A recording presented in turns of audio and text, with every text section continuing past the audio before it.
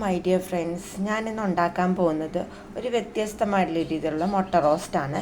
അതിന് ഞാനിവിടെ മുട്ട പുഴുങ്ങി വെച്ചിട്ടുണ്ട്. ഇനി അത് തണുത്ത വെള്ളമൊഴിച്ചൊന്ന് ആറാൻ വെച്ചിരിക്കുവാണ്.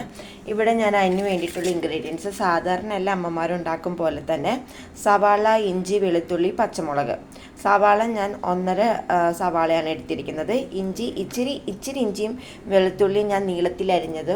ഒരു വെളുത്തുള്ളി ആണെങ്കിൽ ഒരു 3 അല്ലി ഉണ്ടാവും. ഇഞ്ചി ആണെങ്കിൽ ഒരു 1/2 ഇഞ്ചി ഞാൻ നീളത്തിലാണ് അരിഞ്ഞിട്ടിരിക്കുന്നത്, ചതച്ചിട്ടില്ല. പച്ചമുളക് ഞാൻ ഇതുപോലെ തന്നെ നടുവേ കീറിയിട്ടുമുണ്ട്.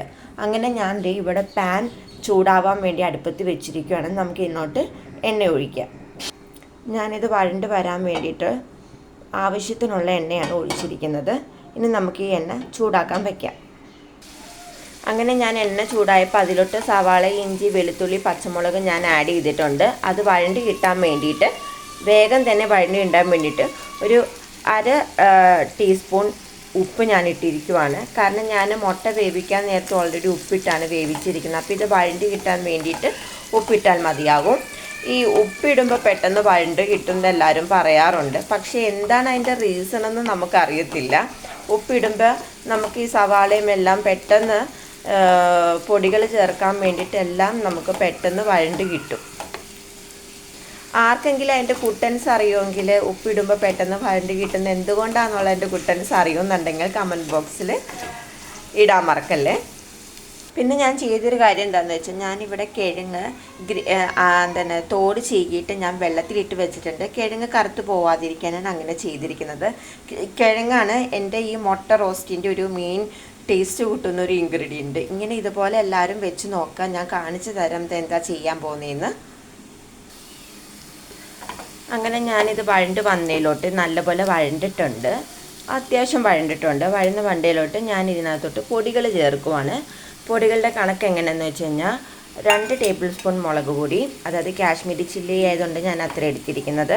പിന്നെ അതുപോലെ തന്നെ മഞ്ഞൾപ്പൊടി 1/2 ടീസ്പൂൺ മഞ്ഞൾപ്പൊടിയും, പിന്നെ 1.5 ടേബിൾ സ്പൂൺ മല്ലിപ്പൊടിയും, പിന്നെ 1/2 ടേബിൾ സ്പൂൺ മസാലപ്പൊടിയുമാണ് ഞാൻ ഇതിനകത്തോട്ട് ചേർത്തിരിക്കുന്നത്. മസാല നമ്മളിത് മൂത്ത് വരട്ടെ, അതായത് പൊടിയുടെ പച്ചമണോ എല്ലാം മാറി വരട്ടെ. ഈ സമയത്ത് വേണമെങ്കിൽ ഒരു തക്കാളി നീളത്തിൽ അരിഞ്ഞ് നമുക്ക് ഇതിൻ്റെ കൂടെ ചേർക്കാവുന്നതാണ്. ഞാൻ ഇട്ടിട്ടില്ലെന്ന് മാത്രം. അതുകൂടാതെ ഞാനിവിടെ നേരത്തെ കാണിച്ച കിഴങ്ങ്, ഞാൻ ഒരു മീഡിയം സൈസ് കിഴങ്ങാണ്, അത് ഞാൻ ഗ്രേറ്റ് ചെയ്താണ് എടുത്തിരിക്കുന്നത്. നമുക്ക് പൊടികളൊക്കെ മൂത്ത് വരുമ്പോൾ ഈ ഗ്രേറ്റ് ചെയ്ത കിഴങ്ങ് അതിനകത്തോട്ട് നമുക്ക് ആഡ് ചെയ്യാം. അങ്ങനെ വഴണ്ട് വന്ന മസാലയിലോട്ട് ഞാൻ ആവശ്യത്തിന് വെള്ളം ഒഴിച്ചിട്ടുണ്ട്. ഞാനൊരു ഏകദേശം ഒരു കപ്പ് 1.25 കപ്പ് വെള്ളമാണ് ഒഴിച്ചിരിക്കുന്നത്. ആ വെള്ളത്തിലോട്ട് നമ്മൾ ഗ്രേറ്റ് ചെയ്ത് വെച്ച കിഴങ്ങ് ഞാൻ ഇട്ടിട്ടുണ്ട്. ഇനി കിഴങ്ങിട്ടൊക്കെ ഇതൊന്ന് തിളച്ച് വരണം. നമ്മൾ ഈ കിഴങ്ങ് ഗ്രേറ്റ് ചെയ്ത് ആരെങ്കിലും മുട്ട റോസ്റ്റ് ഉണ്ടാക്കിയിട്ടുണ്ടോ എന്ന് വെച്ചാൽ എനിക്കറിയത്തില്ല. ഇതെൻ്റെ ചേച്ചിയുടെ റെസിപ്പിയാണ്. പുള്ളിക്കാരിയാണ് എനിക്കിത് പറഞ്ഞു തന്നത്. ഇങ്ങനെയൊന്ന് മുട്ട റോസ്റ്റ് വെച്ച് നോക്കും, നല്ല ടേസ്റ്റാണെന്നുള്ളത്. അപ്പോൾ അതുപോലെ തന്നെ ഞാനിവിടെ ഇങ്ങനെയാണ് മുട്ട റോസ്റ്റ് ഉണ്ടാക്കുമ്പോൾ ഞാൻ ഇങ്ങനെയാണ് റോസ്റ്റ് ചെയ്യുന്നത്. ഇത് നമുക്ക് അപ്പത്തിൻ്റെ കൂടെയോ അല്ലെങ്കിൽ ചപ്പാത്തിയുടെ കൂടെയോ ഒക്കെ തിന്നാം. അപ്പോൾ നമുക്കിങ്ങനെ ഗ്രേറ്റ് ചെയ്ത് ഇങ്ങനെ വെക്കുമ്പോഴത്തേക്കും ചാറിനൊരു തിക്നെസ് കിട്ടും, ഒരു സ്വാദായിരിക്കും. ഈ കിഴങ്ങിൻ്റെ ഒക്കെ ഒരു മതിരിപ്പ് അങ്ങ് ഇറങ്ങി വരും. അപ്പം നമുക്കിത് ഇച്ചിരി ഗ്രേറ്റ് ചെയ്ത് വെച്ച കിഴങ്ങും കൂടി പെട്ടെന്ന് തിളയ്ക്കും. അതായത് ഒത്തിരി നമ്മൾ കിഴങ്ങ് സാധാരണ കുക്കറിലിട്ട് അടിച്ചെടുക്കുന്നതിൻ്റെ അത്രയും സമയമൊന്നും നമുക്ക് വരത്തില്ല. അതുകൊണ്ടാണെന്ന് വെച്ച് കഴിഞ്ഞാൽ ഇത് ഗ്രേറ്റ് ചെയ്യുന്നുള്ളതുകൊണ്ടാണ്. അപ്പോൾ ഇത് പെട്ടെന്ന് നമുക്ക് ഈ കിഴങ്ങൊക്കെ അങ്ങ് ഗ്രേറ്റായി വഴണ്ട് കിട്ടും, വെന്ത് കിട്ടും. അപ്പോഴേക്കും നമ്മുടെ ഇങ്ങനെ വെള്ളം പോലെ ഇരിക്കുന്ന ഈ ചാറൊക്കെ ഒരു തിക്നെസ് ആയിട്ട് വരും. ഞാൻ ഇത്രയും നേരം ഞാൻ സിമ്മിലാണ് ഇട്ടിരിക്കുന്നത്. ഇപ്പം ഞാൻ തീ കൂട്ടി വെച്ചിട്ടുണ്ട്. ഇതൊന്ന് പെട്ടെന്ന് തിളച്ച് വരാൻ. ഇത് കണ്ടില്ലേ, ചാറൊക്കെ നല്ല തിക്കായിട്ട് വരുന്നുണ്ട്. ഈ സമയത്ത് നമുക്ക് ഉപ്പ് പാകമോ അല്ലെങ്കിൽ പാകത്തിന് ഉപ്പിട്ട് നമുക്ക് നോക്കാം. അപ്പോൾ ഈ ചാറൊക്കെ ഇങ്ങനെ നല്ലപോലെ തിക്കായിട്ട് വരും. അപ്പോൾ ചാറ് ഒത്തിരി വേണ്ടാത്തവർക്ക് ഇച്ചിരി കൂടി ഇട്ട് പറ്റിക്കാം.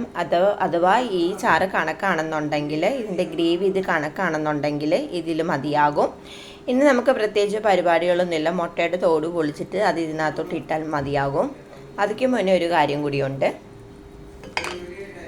ഇത് തിളച്ച് വരുമ്പോഴത്തേക്ക് ഒരു ലേശം പഞ്ചസാര ഞാൻ ഇതിലോട്ട് ആഡ് ചെയ്യുന്നുണ്ട്. ഇത് കണ്ടില്ലേ, എൻ്റെ കയ്യിലെ അളവ് നോക്കൂ, ഒരു അര സ്പൂൺ പഞ്ചസാര ഞാൻ എടുത്തിട്ടുള്ളൂ. അത് ഞാനിങ്ങനെ ആഡ് ചെയ്യുന്നുണ്ട്. അതൊരു പ്രത്യേക പഞ്ചസാരയുടെ ഒത്തിരി എന്താണ് മധുരിപ്പൊന്നും വരത്തില്ല. കിഴങ്ങിന് ഓൾറെഡി മധുരിപ്പുള്ളതുകൊണ്ട് ഇച്ചിരി ലേശം അത് ഉപ്പൊന്ന് ഞാൻ ബാലൻസ് ചെയ്യാൻ വേണ്ടിയിട്ടാണ് ഞാൻ അങ്ങനെ ഇട്ടിരിക്കുന്നത്. അതും അങ്ങനെ പഞ്ചസാര ലേശം ഇടുന്നത് നല്ലതാണ്. പഞ്ചസാരയുടെ ആ ഒരു മധുരിപ്പ് ചുവയൊന്നും മുന്നിലോട്ട് നിൽക്കത്തില്ല. അപ്പോൾ ഈ ചാറൊക്കെ ഇങ്ങനെ തിക്കായിട്ടുണ്ട്. അതുപോലെ തന്നെ കിഴങ്ങൊക്കെ ഗ്രേറ്റ് ചെയ്ത കിഴങ്ങൊക്കെ നല്ലപോലെ വെന്തിട്ടുമുണ്ട്. ഞാൻ കാണിക്കുന്നത് സവാളയല്ല, കിഴങ്ങാണ്. പക്ഷെ നമുക്ക് സവാള പോലെ നമുക്ക് തോന്നും. അത് ഗ്രേറ്റ് ചെയ്തിട്ടുണ്ട് മാത്രമാണ്. ഇനി നമുക്കിതിലോട്ട് മുട്ടയിടാം. അങ്ങനെ എൻ്റെ സ്വാദിഷ്ടമായ മുട്ട റോസ്റ്റ് ഇവിടെ റെഡി ആയിട്ടുണ്ട്. ഇത് ഞാൻ ഇച്ചിരി ചാറൊക്കെ കൂട്ടിയിട്ടാണ് എടുത്തിരിക്കുന്നത്. ചാറ് വറ്റിച്ചിട്ട് എടുക്കാം, നിങ്ങൾക്ക് അങ്ങനെ വേണമെങ്കിലും ചെയ്യാം. ഇത് അപ്പത്തിൻ്റെ കൂടെയും നേരത്തെ പറഞ്ഞതുപോലെ ചപ്പാത്തിയുടെ കൂടെയൊക്കെ കഴിക്കാൻ പറ്റിയതാണ്. അപ്പം നിങ്ങളെല്ലാവരും ഇതൊന്ന് ട്രൈ ചെയ്ത് നോക്കൂ. അപ്പോൾ അടുത്തൊരു വീഡിയോയുമായിട്ട് പിന്നെ കാണാം. ബൈ.